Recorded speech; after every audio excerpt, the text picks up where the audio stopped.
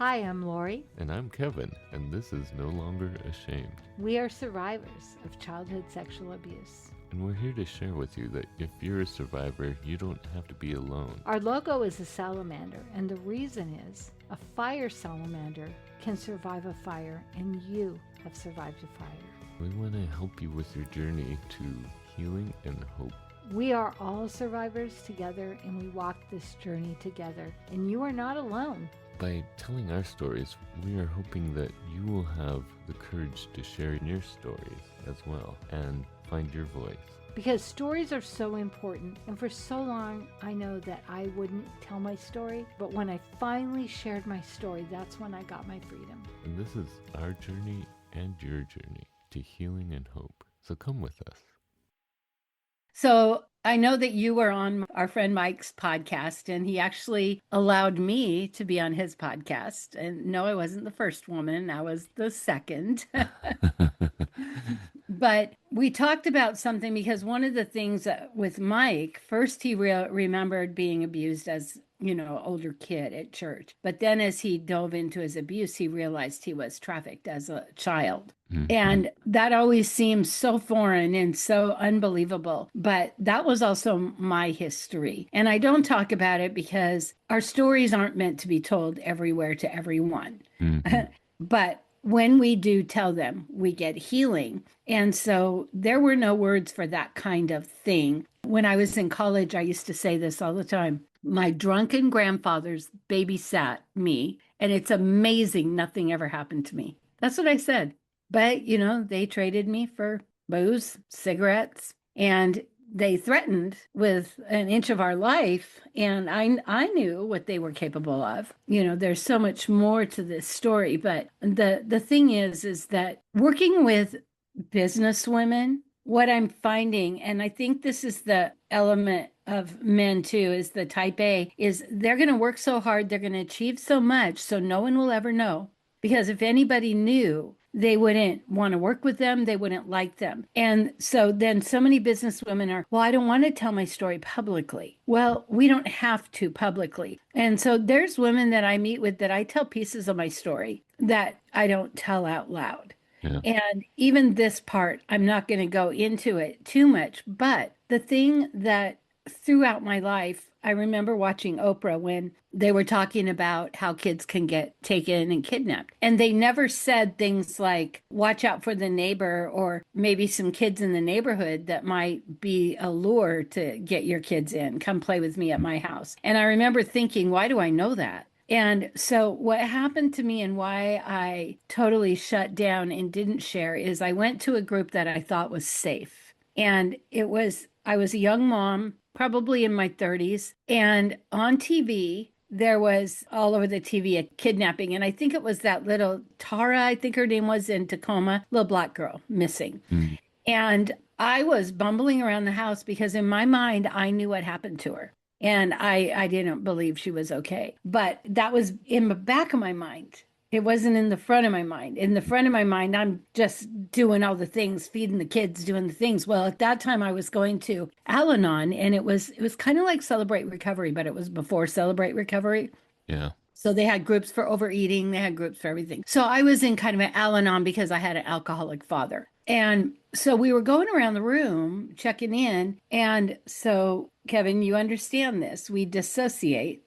And I said something about this little girl. And they said, well, how do you know what happened to her? And I said, well, because, I know that that's what my grandpas did. And what happened to me was horrendous. Mm-hmm. These people are looking at me as an adult. They're not looking at me as a 3-year-old child. Yeah. That had no power, no control, no say in anything. And they started bombarding me with questions. Well, have you gone to the police? Well, have you gone now? Yeah. And the thing is, to go now, when I was 3, I don't know any details. I don't even know where I was, where I lived, where they lived. And then the counselor later told me, the counselor that led the group had to go to counseling that night because she didn't know how to handle it. And then when everyone started, and I'm just going to say it, attacking me.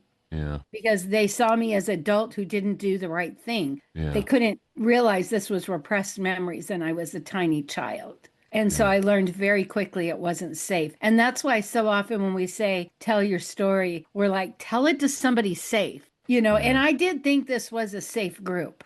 Yeah. But I understand they couldn't see me as a child, but that's why we talk about this. If somebody tells you something happened to them as a child, we just say, I believe you, because we know they were a child, even if they're an adult telling this. And so that's why I thought it was important to I just want to put that out there. If that's happened to anyone, they want to talk, they can message us on Facebook. I'm not going to go into all the details because it's really not necessary. It happened. Maybe it was bored grandparents, bored and broke. I don't know. No respect for children. And they were our babysitters Mm-hmm. because both parents worked full time. And in that day and age, well, your mom worked too. She was a single mom. Yeah. It wasn't really common moms working. No. So what has come of that is I think I told you last time I made an appointment with a counselor. Yeah. And one of the things, because I've been angry and Mhm. not like I've dealt with a lot of anger and a lot of forgiving, a lot of, all those kind of things. But there's right secular. So there's new layers and there's a new kind of anger. And you've heard it said depression is anger turned inward. Mhm. And then I've also heard that anger is fear. And so I made this appointment. And if you remember the last time I made an appointment like this, I went in and they said, I don't even know why you're doing this. I'm not going to be here. You're not suicidal, are you? And I left and Yeah. I didn't try again for a long time. Yeah. So I chatted with this woman on Zoom and she is local, so I'll be able to go in to her. But I wanted to make sure that this was going to be more long term and not a crisis situation because I'm not in crisis, Yeah. but I need a little bit longer term than 3. And so she goes, no, I'm long term. I deal with behavioral, and because I wanted maybe EMDR or some of these modalities we talked about. Mhm. And she's strictly behavioral. But when I said, yes, I'd like to work with you, and she asked if I could tell a bit of my story, she goes, I know you don't want to dig back into the past. But so I told her that I had been trafficked as a very small child. I told her that. I said, my mom is mentally ill, and I've always wondered if because she was a multiple personality, if maybe growing up with that, for instance, we go to Al-Anon because we grew up with an alcoholic, so there's got to be something when you grow up with a multiple personality. Yeah. And one of the things is I adapt well. So what came out in this is, so when we have trauma, what do we always hear this: fight or flight, fight or flight. But there's actually 4. Actually, there's 5 now. I can't remember the 5th one, but it's fight or flight, fawn, Fawn. freeze, or Mm. I know we talked about it. Yeah. Anyway, we'll remember it. But she asked if I knew about that. I'm like, oh yeah. And she said, I feel like this isn't you being a pleaser, because that's all the work I've done is, not wanting to be a people pleaser, but I'm not really trying to please people. And like sometimes my family members will get mad. They'll go, why do you just say whatever? Why do you say, what, like if they go, where do you want to eat? I'm like, whatever, I'll go where everyone wants to go. I'm the middle kid. I'm pretty adaptable, but also they get upset with me. They go, pick a restaurant, Mhm. And so what she said is, pleasing is when you're trying to get people to like you. Fawning is when you're doing everything in your power to please that person to keep yourself alive. Mm. Yeah. And a lot of times the younger and the older children will fight. They're fighters. And I see this in the business women. They're tough and they're fighters, and they're not going to let down that they have this inner hurt, and they're going to fight you. And so that's the fight or flight. Then you've got the ones that like, I'm not dealing with this. They leave. This is how it shows up in our life when we don't deal with our stuff. And so for me, I'm going to do everything to keep you happy so you don't hurt me, even though that's not the case anymore, because the little girl learned that she's doing it to protect me. And now she has to learn to not do that. And a lot of years of adapting because of mental illness and alcoholism. And so that made a lot of sense to me. And I feel really good about the work, but we don't really talk much about fawn or freeze. And that's that where you're paralyzed. And so then as adults, when we go, we were abused, and then we go, well, I went along with it. So then we feel guilty and we think we were wrong and bad. And of course, we don't want to tell anyone. Yeah. Or we froze and we didn't do anything. We didn't punch them. We didn't scream no. Because what did they say? Did you say no? So I just think that it's interesting to go into that. And now that we've talked about that, I'm wondering if you fall into any of those categories. The fight or flight or freeze Or or fawn. fawn. Yeah. I don't know which category I fit in necessarily because I haven't really examined it. So when I think I do try to, like the middle child, try to make things okay, I'm very averse to conflict. And so I try to diffuse any kind of conflict, however it takes. So I don't know if that's fawning. I think I also freeze often. I know when situations come up that are an issue, and my first momentary instinct is to just freeze and go, oh no, there's a problem, and then not do anything because I'm just frozen a lot of times. Paralyzed. Yeah. Yeah, I get paralyzed by stuff. And I think that is probably my most common response would be freeze. Hmm. I'm not sure where that comes from necessarily, but yeah, there's probably reasons for that. Well, and maybe it's not just one. Like maybe in some circumstances, I think I do flight a lot Yeah. because I am also conflict adverse. It's like, oh no, I don't want to deal with this.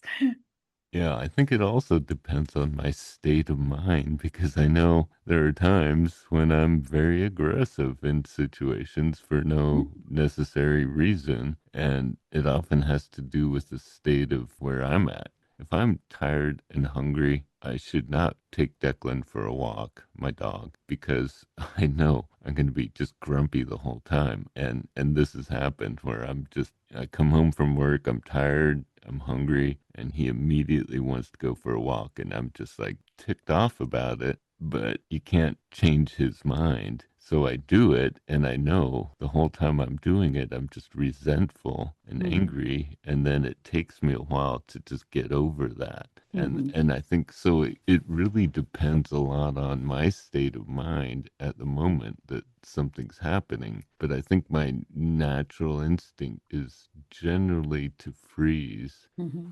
That probably comes from, just the past situations. I think of all these instances where I regret what happened because of my actions, and it was generally because I froze in the moment and didn't know Mhm. what to do. I think that's a lot of it is just not knowing what to do, not knowing how to deal with it. So I just freeze instead of Mhm. doing anything. Well, we talked about that a little bit with your email. Mm, And it's that getting in trouble or that we may have to answer in a way, may have to solve problems or so I think what was really interesting for me is when I made the connection of the pleaser and it's different than fawn. mm-hmm, Something in that, well, first I felt pathetic because isn't that always we get disgusted with ourselves first? But then I thought, I'm not a pleaser, and I've done a lot of work around that. And I think so often normal life wants to categorize us into like, I think they would like, okay, dysfunctional family. When that came out, everybody was dysfunctional. But then if you really were, people are like, everybody's dysfunctional. Like, mm-hmm, they try to normalize and the thing is that what we went through will never be normal. And so today I think I sent you the podcast with Edith Edgar. She is a Holocaust survivor and she's was in her 90s for this last interview. She has passed and that's why we were listening to mm-hmm, it today. But she calls, she was in Auschwitz and when they went into the camp. They were, put on a train or whatever. But when they walked into the camp, she was with her sister and her mom. And the guard said to her, she was 8 years old, is this your sister or your mom? And she said, my mom. And so they took mom to the gas chamber mm-hmm, and sent sister with her. So her whole life is if I would have said she was my sister, mm-hmm. if I would have lied. And so Wow. then she had to do things, horrible things in the camp. She had to dance for the officers, and they would give her bread so she could feed the people in her community because they all, were in one big barracks. And, all the things that she had to do, they strip you of all your dignity. And so then they don't talk about it. The Jewish people so often wouldn't talk about it. And people kept saying, you need to write a book. And she'd say, I have nothing to talk about. But when she finally started to tell her story and when she went back to Auschwitz, something started to heal in her. And she had become a counselor. Well, at one point in her counseling career, she's got this young person, probably a young teenager, and it turns out he's white supremacist. Oh. And she's like, when she realizes that when he's talking bad about all the other nationalities, she's like, I have a choice here. Mm-hmm. I have a choice here. He's a young kid who's been influenced. He doesn't know what he really believes. And so, as she was sharing, she talked about Auschwitz as her cherished wound because you can't take it away, you can't make it better. It'll never be healed, but she will have learned how to move on and go forward and love people and forgive people. And I did think it was interesting. I'm like, maybe we should call it cherished scars, But the thing about scars is people like to talk about them, like, well, this scar. Wounds are a little more raw. And so I don't know how I feel about that, but it was hearing this old woman talk about that when she had unbelievable childhood. Never really got to be that child going in at 8 years old. And it made me think about, a lot of people talk about healing, and I think we heal, but I think we're always healing. Mm-hmm. Or I think sometimes, like with drug addiction and things, you heal, you get better. Sometimes I think from this we are healing, but that's those things that are always popping up. Here I am, 60. All this happened when I was a child. Why is it still popping up? It just shows me that I want to embrace it as part of who I am. And I don't ever think, oh, I wish I could go back and change it. I can't. The one thing that really ticks me off, though, there's a lot of people that believe that we chose our family before we came down here. And they believe it with all their heart. My friend who had wonderful parents, when his dad died, he said, I chose this family. I chose to come here and grow up with them. And I was like, yeah, nice for you. I don't believe that for a heartbeat. I can't see I ever would have chose to have the childhood I had. But again, it's not bitterness and it's not resentment. But the anger is that I've been still not sharing my story. Not that I have to get up on a stage and share it, but when I feel the time is right, I need to have the freedom to say what is mine. And yeah, because there's that part of you, which is, a fairly huge defining. I mean, I don't want to be defined by what happened to me, right, but yes. it did affect so much of my childhood and my entire life, and it still is. I think that's why I like that she said it, the cherished wound, because even though we are healing, it feels like a lifelong process. This healing is continuous. It's just going through different phases, different cycles. Yeah. In fact, with horses, if they get a deep wound, there's this stuff, I can't remember now what it was called, but it's a powder that we put on because we don't want it to heal. We want it to heal from the inside out. Yeah, So we you don't keep want that to. scab from scabbing over. Yeah, And I think the problem is we want to scab it over and get on with it. but And inside it's still festering. right. So if it's festering, it's going to come out in some way, sickness or behavior. And that's a thing that, you and I always say, if we're not telling our story somewhere, somehow, it's coming out in a way. Yeah, And it's so affecting our family and the people around us. so if you're being denied the opportunity to actually talk about what happened to you, We're that so terrified. wound is Yeah. still festering inside, Mm-hmm. and there's no outlet for it. There's no way to get in and clean out that wound and start healing it. Although having a counselor is a huge step in that direction, because you do have someone you can share with freely, and they're not going to be sharing that story with anyone else. So that is the outlet that allows you to address it. But I think there are times when we feel like we have to hide our truths, and that's not always easy. That's not always fair to have to hide our truths, because we're either shielding ourselves or shielding someone else. And because of that, we can't be who we really are. Like at that group, I thought it was a safe place. And Hmm. yet it was too big of a story to start there. Yeah, yeah, they because they weren't. couldn't handle it. And so what it did is it made me retreat and feel awful, disgusting, terrible, a liar, a sinner. Yeah, all How those could things you? you were being Yeah, judged and by like them. I'm not doing my civil duty, and it was just too much. It was too much for them. It was too much for me. And so what I did is what I always do is I retreated, Hmm. and like I ain't ever saying that again. But then I was in counseling. And so that later after that. And so that did help. Yeah. Now, when you did share then, was that when you realized that you had these memories, these hidden memories, or That's a did good question. It was before because I remember where I was living and it was before I actually had the what I thought was the first memories because this just came out and I knew it when I yeah, said it, but then I just stuffed it right back in. so you So didn't then it didn't come out again until a later? couple years later. Yeah. Wow. So they were just giving you a, Test. well, they were basically kind of foreshadowing what was Yeah. coming. But that's And interesting that you said that because I didn't make that connection either, that it came out and then it went back. It was like, not safe. well, it's funny because I think I've had foreshadowing of, Interesting. being groomed and understanding what it's like to being groomed before Mhm. I realized that I was groomed. And then Interesting. I did realize I was groomed, You were I blown away. yeah, I just went, oh, now That's, I understand why I'm so aware of that. hmm And I wonder if sometimes we have awareness of things without really knowing why. And that yeah, awareness, gives us empathy or understanding of others. And yet we're not really sure why we have this kind of a bond with interesting. others that are suffering.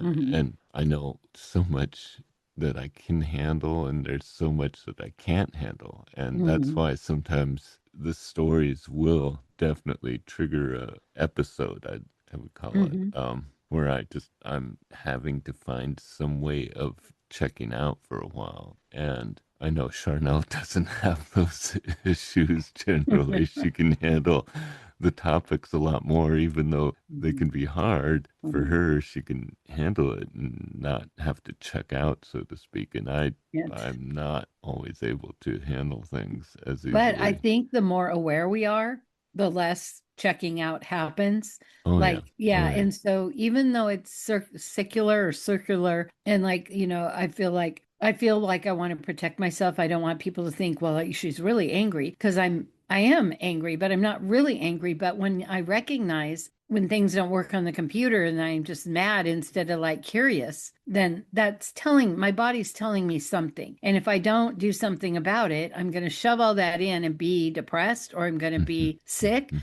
And so it doesn't mean I punch my computer, it means I go ask for help. Yeah, that feeling of helplessness is Yeah, difficult. it I is. I'm not computer literate, and so yeah, it can be really hard because I feel just like I'm incompetent, and I hate that feeling. But isn't that interesting but that doesn't come from not doing the computer. It comes from the child, the Hmm. wounded child. And being told that we're no good. I distinctly remember, my father had this really nice camera that I wanted to use, I wanted to try out, and he kept telling me, "No, you're just gonna break it. You're just gonna break it. You always break things," and all these negative things that he would say about me, even though I wasn't. I mean, I was very careful with a lot of things. I wasn't Mhm. necessarily that way, but I was told that, and Yeah. so when I do break things, it just reinforces that, and I just get on myself about it. But Mm. I think having to know what your story is, but not being able to tell it, has got to be really hard as far as knowing when it's okay to tell it. Well, and I think of the families who have been sworn to secrecy. This is our family matter, and you're not going to tell anyone. When people have gone to their parents and said, I was abused, and they make them keep it a secret. And if they don't, then they're the black sheep. And, as in my family, we got cast out. I got cast out from the family. So we're re-victimized again. And it's Hmm. constantly choices. And so when you think about fawning, you do what you have to just stay a part of the family Mm-hmm. It's so sad, but it's a wonderful survival skill. Except when it doesn't work. Right. Once we're done surviving, it's like, wait a minute, Except I when don't it really comes need that to, anymore. But yeah, when you don't need to fawn. hmm And I think that's it for me for freeze is that's what I learned, but it doesn't always work well because I tend to freeze and then not know what to do or feel like I'm not sure what to do, and then I just stay there hmm until I actually have to do something. Yeah. It's an But interesting topic, diving a little deeper because, always the fight or flight. I mean, I got it, I understood it, but I don't know that I really related to it. And then as they started adding more F's, the more F words, I really started to see that it freeze, made sense. I wonder what the fifth one is. I just Okay, I'm can't gonna Google it. picture it. I don't know, but yeah, it's probably because it's not one that I do necessarily. Because I think I tend to bounce between all four of those depending on my state of mind at the time. And I think that's also something that isn't necessarily talked about much is that we don't always stick to just one program. I think it does depend on your state of mind, what the situation is, and whether you're already in a bad state of mind or if you're just caught unawares. I mean, generally it's because you're caught unaware, but Mhm. if you're all And so, for instance, my apartment next door, not attached to mine, but it caught on fire and the repairman was in there and they got it all taken care of. But when I talked to him after and he goes, Lori, when I was a little boy, I was in a fire and my skin was burnt. And now I'm here in this apartment fixing it. He's the handy guy and it's on fire and he froze. He didn't know what to do. And then he mm, grabbed the extinguisher. But again, those things come and remind us. yeah, yeah. It's flop. Flop? Yeah. Doesn't that Flop. sound funny? But yeah, it's just like freeze only just Oh, you kind of blob. You roll just over. yeah, maybe you pass out, go away. You just You allow whatever happens to happen to you. Flop. I'm not sure about flop. I'll have to think about that one. yeah. That is a new one. And there might, sometimes different websites will tell you. So let me see if I can find it. They all say the four, Uh-huh. and then let's see. It's funny how Oh, it is, and flop. it's all illiterate, Yeah. even including 4 and 5. It's all illiterate. So flop. I think we have tendencies towards one or the other, but I don't think they are exclusive. At least Yeah. for me, I don't think they're exclusive. hmm But when they happen, I think it's important to recognize it and understand the deeper root for Yeah. it. And I think that's what is going on for you right now is you didn't realize that this was fawning hmm was the root of your anger, which is really interesting. hmm I think for me, I could see a lot of self criticism is related to my hmm freeze, and a lot of how I'm very down on myself is because of the times I feel like I'm unable to process something in the moment. So I feel like I don't handle it, and I have a lot of self criticism, and I get down on myself, and yeah. Interesting. Hmm. Yeah. I think it's worth feeling the feelings and contemplating. For me, I've had a couple days to really think about this. And it's funny when we get a diagnosis, or like when I got confirmation about my mom being mentally ill, all my world made sense and I was so happy. Was I happy? No, because all the horrible things that happened, but also it's like, oh, that makes sense. And like Hmm. now I can file it and figure out what to do with it. But again, it had to come out of my head. Yeah. As a child, I knew she was mentally ill, but it wasn't till I said it to my one counselor that I was like, oh, I know she is. Yeah. Yeah. Well, and this anger is something that came up when we were talking about emotions are information. And you were Yeah. talking about how you had this anger, but what was the root of this anger? And now you're exploring the root of the anger, which is related to this fawning. Yeah. And for me, I think a lot of my self hatred, my self criticism is Loathing. related to the root is actually coming from this freezing, this Mm-hmm. inability to cope with things. That's And really interesting. well, I think I can definitely see when my esteem changed so much was when I started being able to handle things, being able to cope Interesting. with things, being able to do things well. And so now when I do have issues and I'm not able to cope, those old feelings come back and they're just as strong as they were back then. Even though I feel a lot more confident, I have all this, my esteem is so much better than it used to be. It comes crashing down Mm, right away when I feel that freeze, which yeah. doesn't happen as often, but when it does happen, yeah, it all comes crashing down. Well, and I think, like, for me, now that I'm thinking about it, the next time I'm in a situation where, my opinion is asked, I'm going to have to go, they might really want to know what I want to do rather than, because, see, this Mm-hmm. also, I don't think I'm a narcissist, but this is what narcissists do. They say what you want to hear, they do what you want to do to endear them to you so that then they can do their thing. Mm-hmm. But I do that to stay alive, not Mm-hmm. so I can use it and turn it and use it against you. So, as we are recovering and we're learning these things, it's like maybe I'm a narcissist, maybe I'm but when I put it in this place of fawn, I realize what's happening, and then so I'm waiting for the next opportunity to go. It might be after I might fawn, and then I might go, oh, I fawned, but then one day I'm going to catch it before. Yeah. I'm gonna be like, wait a minute, I don't have to do that. And they don't expect me to do that. Yeah, they actually want to know your Hmm. opinion on something rather than just having you trying to make them happy. Yeah. So interesting. I guess the theme is what are your typical responses and where does that come from? Mm-hmm. And how to address that would be to recognize them and Mm-hmm. then maybe understand why that's your fallback response.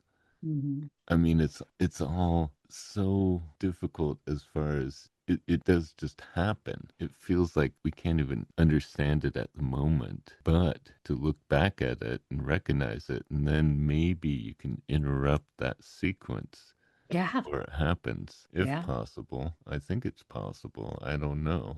Well, I think we're going to be trying it out. I think what changes is your self-awareness Mm-hmm. of how you respond. And then when you feel that response coming, maybe interrupting it and having that self talk.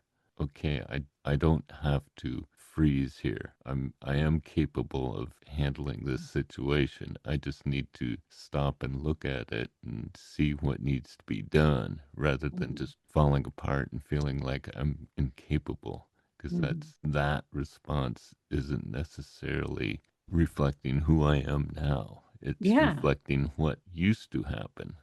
Mm-hmm. We get to bring it into our new decade of life. Yeah, finally. But that again, that's where it controls us or we control it. Yeah. It controls us when we don't understand it and we're reacting constantly. But then when Hmm. we begin to understand it, then we're not reacting. Now we're the one back in control. Yeah, it just takes that little interruption. Hmm. Very similar to when we were talking about how emotions are information, Hmm. only if you take that pause Yeah. and look at where the emotion's coming from. What Hmm. is this information I'm getting from this emotion? Hmm. So yeah, the pause is what is crucial. It's not always easy. I know for me, sometimes there's so little time between something happening and my reaction. I remember early on in my Bible school years, it was the thing was learning to act versus react. Yeah. And so there can be a lot of pride in freezing. And well, I'm just not reacting.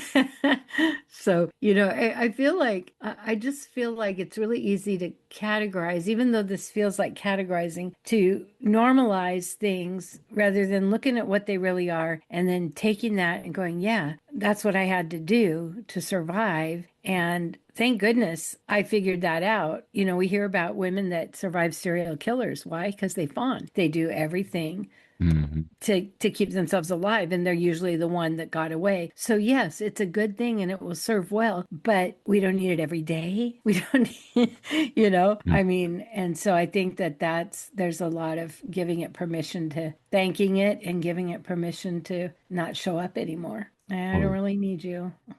yeah, or at least, being aware of it when it's happening and recognizing whether or not I need to react like that. Yeah. Because what would be the better action in the time? Hmm. It's easy to talk about, but you have to really work at. But I know, like we've talked about so often, it is our self-talk in our mind that changes our brain and allows us to take that pause. Hmm. And that's where that can make the difference between just the five F's or Right. actually handling a situation. Yeah. Well, and also when we recognize it and we pause and we look at it, then we take the new action, because Hmm. action is what, the thoughts, the new positive thoughts without actions aren't going to stick. But if we stop, we get a new thought like, oh, that's okay if I say I want to go to the Mexican restaurant. Oh, it's okay if I keep walking instead of freezing. Like as we start to do that, then we are incorporating new behaviors. Yeah. And those behaviors prove to us that it is okay to actually, not just fall back on our normal reaction. Hoping. Yeah. I saw that Sandra's getting ready to go to Uganda. Yeah, so exciting. Yeah. Yeah, it's so exciting. I can't wait to hear from her. Hmm. There's so much that she can be doing over there. Hmm. I just And just to think that her story over there, hmm like this is how important it is that we share our story, even if it's not publicly, hmm but she was willing to say, hey, this happened to me. And they were like, that happens to white women? That hmm happens in the United States, you yeah, know, how and it's it saved a girl's life. So, changed lives yeah. over there. Hopefully, it will change many lives. Hmm. So that's it for today. We are going to have a prayer time if you want to stick with us. If not, we believe in you. We want to hear from you. We want to hear your stories. If you like this podcast, please rate and review, because that's how other people can find us. And we really want to spread this message. Father, I thank you for all your blessings, especially the time that we share our stories and we share what we've been through in order to help others to understand that they are not alone, that there is hope, that they can heal from this wound that they have, and that there is others like them that can help them. And Lord, I just pray for anyone listening that they won't have to feel like they have to keep it hidden, that there is resources, there are people that they can share with. Just pray that they would find the people that are safe, that they can share and help them to release this burden from their lives, that they can find pathways to healing. And Lord, I just pray that as we learn more about ourselves, that we are able to grow from that and also help others to find ways of growing out of their patterns that are holding them back. And Lord, I just pray for Sandra as she's getting ready to go to Uganda, that you would bless her and bless her trip, and that she would be helping those people in Uganda to breaking free from the bondage that they're living in, and that they would find freedom and hope in you, Lord, that you would be present with them and with her, and that they would feel your presence in their lives and know that you are with them and you want them to heal and to thrive. And Lord, I just pray for her safety Hmm. on her trip. In your name I pray.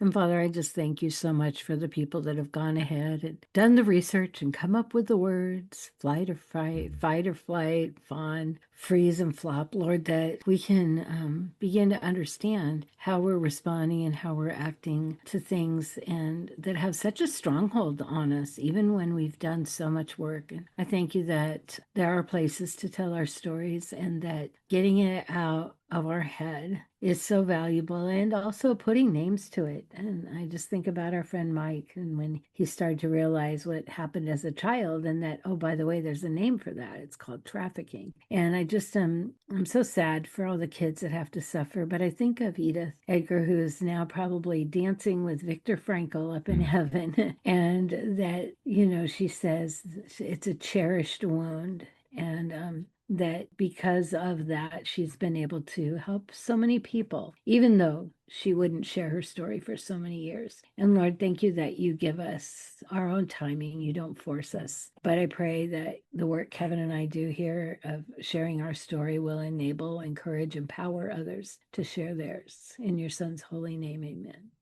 Man.